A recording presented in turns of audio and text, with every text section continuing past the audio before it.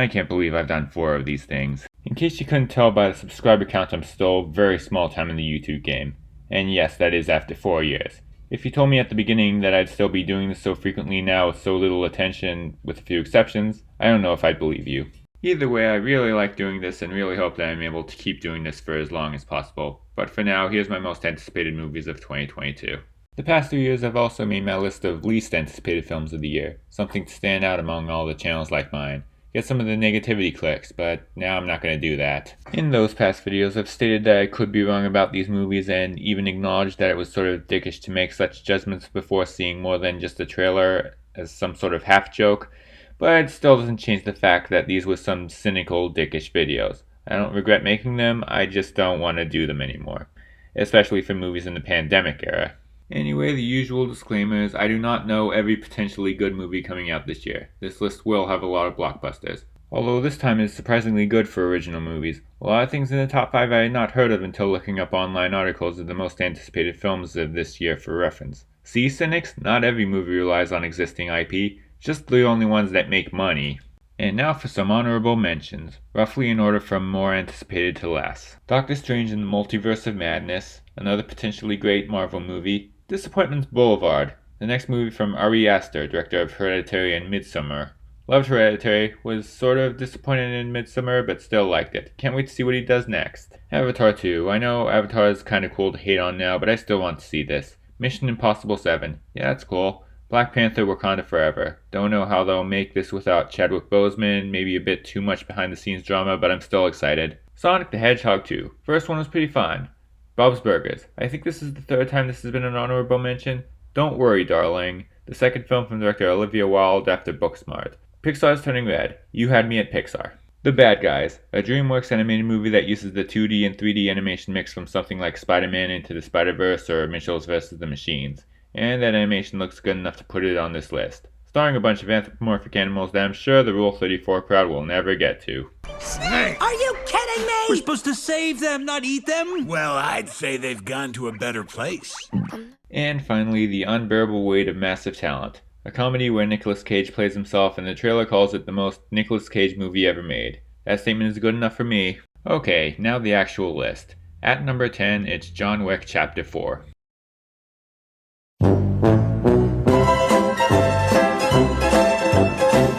Fine, then it's Doctor Strange and the Multiverse of Madness. I'm making this video fresh off of seeing Spider-Man No Way Home, so that probably helped with this. In my letterboxd, I said that it restored my faith in the Marvel Universe. What I really meant was that it made me excited for it again. I don't have Disney Plus, so I can't see the shows, but this is what really got me interested in their movies again.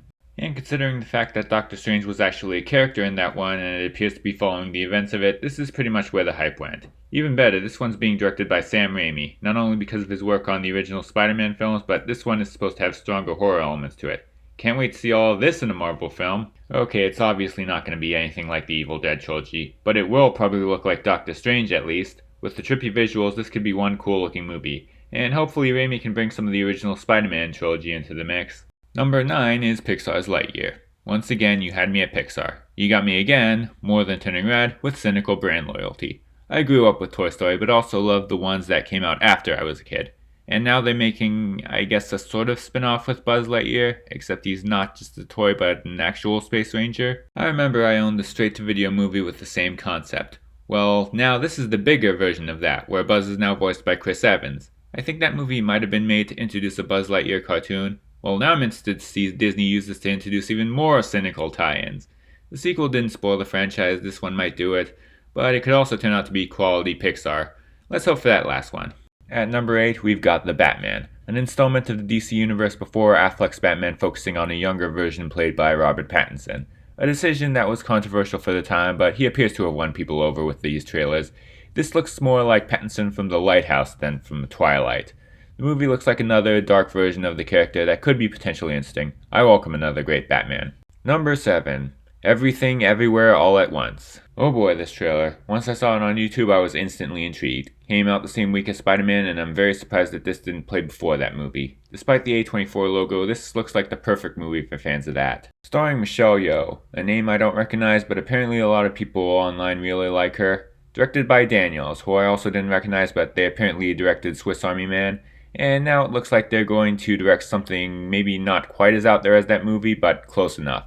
It's about a normal woman who needs to stop an interdimensional evil or something and involves infinite versions of herself in different universes. Can you see the No Way Home parallels now? It looks more action heavy than the rest of A24's catalog. Looks like that studio actually made a martial arts movie. Combined with the craziness of the trailer, this is seeming to be one hell of an entertaining movie. And now we're up to number 6, which goes to Thor, Love and Thunder. I don't have much to say about this due to the lack of real information, but I know that it's directed by Taika Waititi, who directed Thor Ragnarok, one of the funniest movies in the MCU.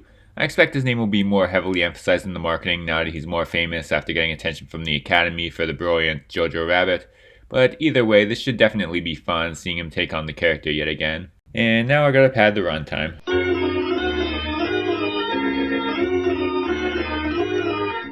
So places everybody, it's coronation time. Let's all join in welcoming the newcomer with the loudest greeting of them all. Happy New Year!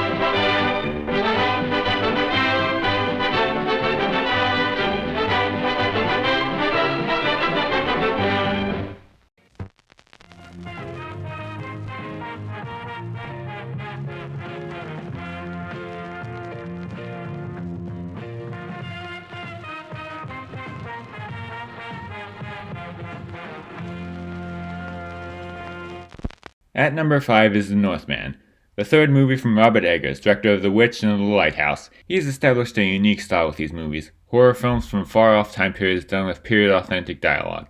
And now he's taking on the Vikings. Although this time it doesn't look very much like a horror film but more of a revenge story. Looks like it could be an epic action drama. I really like The Lighthouse and I'm excited to see what he can do in a different genre. At number 4, we got Killers of the Flower Moon. I got 2 words for you. Martin Scorsese, with frequent collaborators Leonardo DiCaprio and Robert De Niro. I don't know much about this, but it's about what's apparently called the Osage tribe murders that happened in the 1920s and led to the creation of the FBI. I don't feel like researching further, but with those names involved, it ranks pretty high. Number 3. Nope. Yeah, that's the name. Just Nope. This one's plot has been kept under wraps, but it's from director Jordan Peele starring these guys. I really like Peele's other horror movies. Hopefully this one can keep that level of suspense, comedy, and social commentary. So am I gonna miss this one? We'll see. And now for number 2, which is Knives Out 2. Knives Out was one of my favorite movies of 2019. A film that kept me guessing until the very end. Now Daniel Craig's detective is back and with a whole new cast of all-stars and another mystery to solve. Hopefully this should be as much fun as the original. And now we finally reach number 1, which is Spider-Man Across the Spider-Verse. Part 1. A continuation of the excellent Oscar-winning Into the Spider-Verse. Possibly one of the best superhero movies I've ever seen. Definitely the best Spider-Man movie. And screw No Way Home, Across the Spider-Verse is the Spider-Man movie that really matters. And yes, this is just Part 1. This is Spider-Man Part 2, Part 1, which could possibly mean that this next story is going to be a big one. Possibly their Infinity War. And yes, I mean that solely because it's a two-parter and no other reason. Either way, it appears to have the same great visual style as the original. Even if it doesn't come close to that movie, you can't fail with the bones of such a great predecessor. And that's what I'm looking forward to this year. Hopefully Omicron doesn't mess anything up. Also, like I said, I'm not doing least anticipated, but I've been thinking about something else. See, a lot of people are making best movies of the year lists, but, well, I didn't think that was right for me since normally by this time I haven't even come close to seeing all the movies I wanted to see. This year I started a constantly updating list on Letterboxd. I'll link it in the description. It was top 12 because I started it because of a tweet from Letterboxd asking for top 12s. Recently I extended it to top 20. Anyway, back on topic. At some point I realized something. I've seen every Warner Brothers movie that came out in theaters and on HBO Max, so I decided why not rank them. Not just the top 10 and 12, but all of them. So be on the lookout for that. Start by subscribing to my channel. It really helps me to be able to keep doing this. Thank you all so much for watching.